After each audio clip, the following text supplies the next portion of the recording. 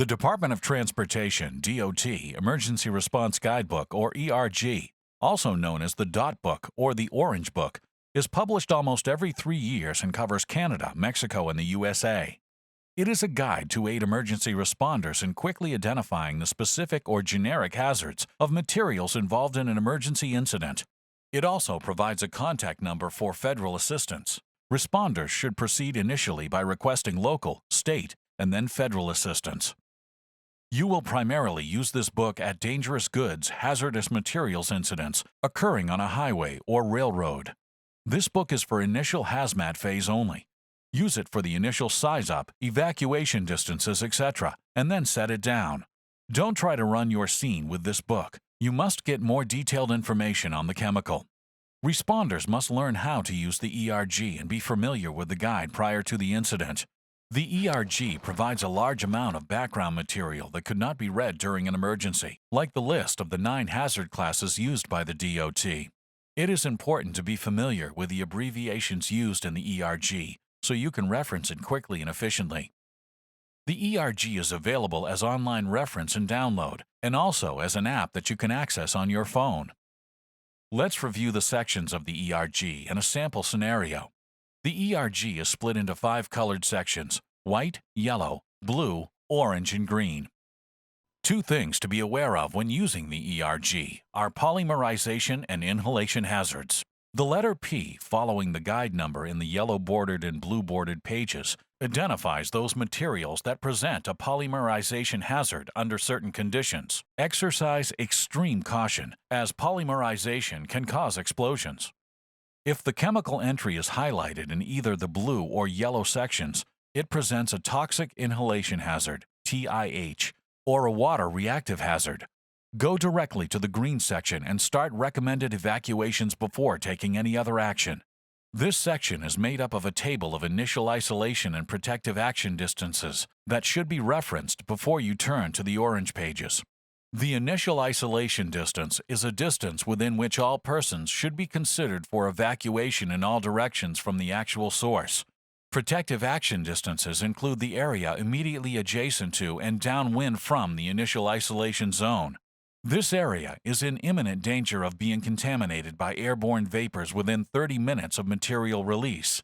Materials included on this list will have a minimum initial isolation zone of 100 feet. The table lists TIH materials by ID number and is split into subdivisions, including small or large spills and day or night. There is also included a list of dangerous water-reactive materials.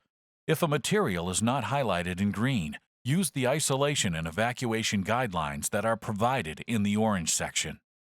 White pages contain general information about the guide, emergency contact information, guides for explosives, and visual identification references.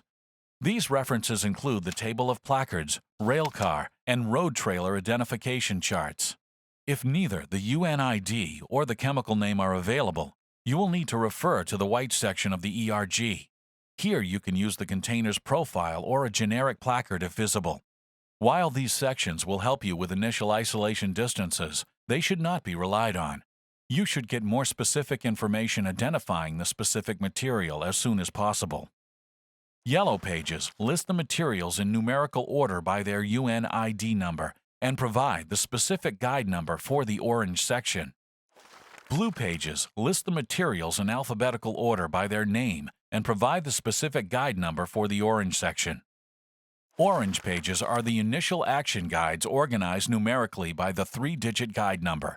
This section provides safety recommendations and emergency response information, such as initial isolation and evacuation distances. Each guide consists of 2 pages divided into potential hazards, public safety, and emergency response.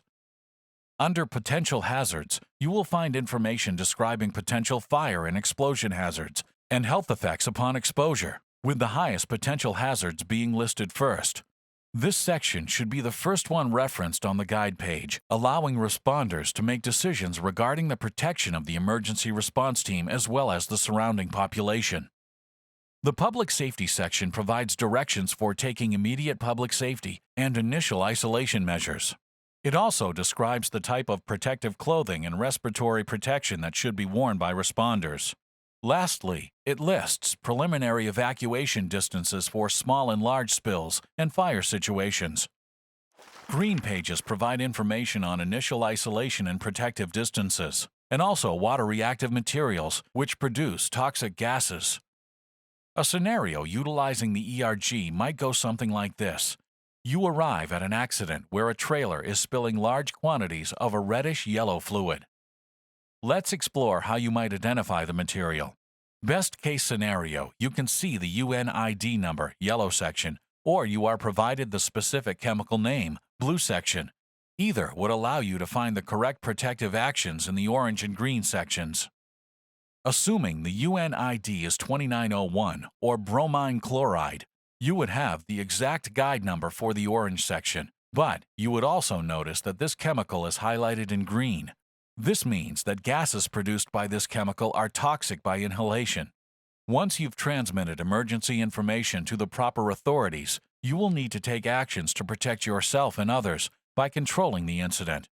Turn to Table 1 in the green section of the ERG first. Remember that the smallest initial isolation distance for any chemical listed in the green section of the ERG is 100 feet or 30 meters. That is a good place to start while you locate specific information. Table 1 indicates an initial isolation distance of 400 meters or 1,250 feet in all directions for a large spill. Next, taking the gas produced into account, protect persons downwind for 2.5 kilometers or 1.5 miles during the day and 6.5 kilometers or 4.2 miles at night. Isolating, denying entry, and protecting people downwind for the appropriate distances should prevent further injuries due to exposure.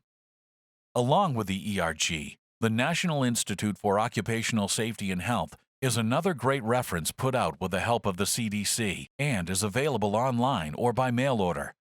You can use all of the appropriate sections to determine the best actions to be taken with the featured chemicals.